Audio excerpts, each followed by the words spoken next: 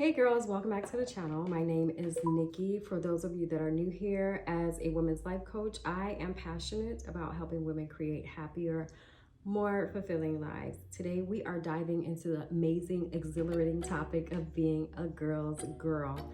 I wanted to touch on this topic today and do a really quick video on this because there's this weird misconception that having the sisterly bond and being a girl's girl means one of two things. It means that we are agreeing with everything that another woman says or does, or it looks like us being pushovers and being taken advantage of. They are both the furthest thing from the truth, okay?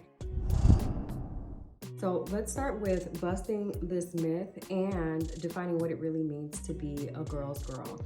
Being a girl's girl does not mean that you allow others to take advantage of you or that you compromise your own values. Being a girl's girl means that you are uplifting and inspiring other women while still holding on to your individuality, your boundaries, and your self-respect.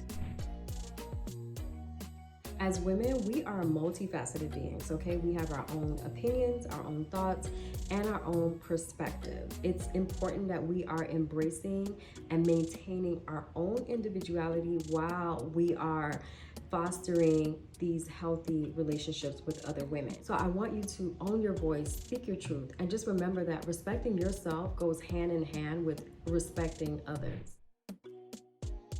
Now, let's talk about boundaries, okay? Because boundaries are just as important in our friendships as they are in our romantic relationships. Boundaries are a sign of self-respect and self-love. It is basically like drawing a line where you're saying like, girl, I am here to uplift and help and support you, but I am not willing to compromise my values or be used. It's finding that sweet spot where there's balance and sisterly love can thrive. Now, true sisterhood is powerful. When we find women that we connect with who are supportive and uplifting, it's like fuel to our soul, right? But it's all about authenticity as well. It's all about quantity over quality. It's about fostering deep connections that are based on foundations of mutual respect, shared values, and genuine support. One of the biggest issues that I had for a while was my boundaries.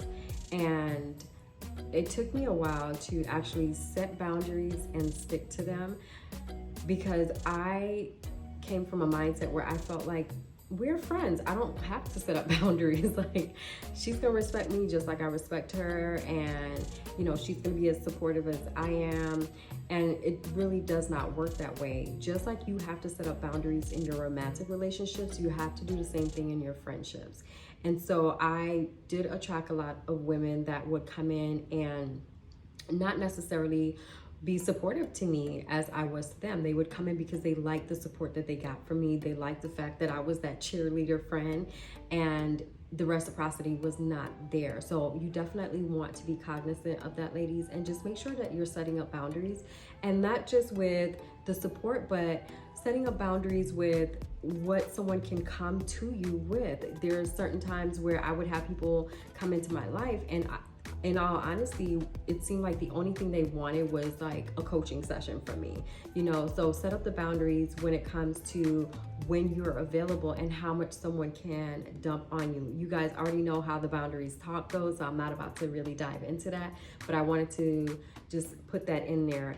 Also, I wanted to point out that I know a lot of you may be in relationships or friendships right now where it started off great and there was this great connection, and you and the other woman or women had shared values and goals and so on and so forth. And you may be in a space right now where it's like, it's not the same. Somebody has outgrown the other person. Someone is now on a new direction in life. And so that connection is no longer the same, and that is okay, and it's normal. It is normal for us to grow apart. We're not all going to have our last breath with the best friend that we've had years ago, right? It's completely fine. But I want you to be sure to notice when it's time to have a conversation. notice when things are shifting and not necessarily look at the other woman as a bad person because you're no longer in the same space that she's in, but be willing to have a conversation with her.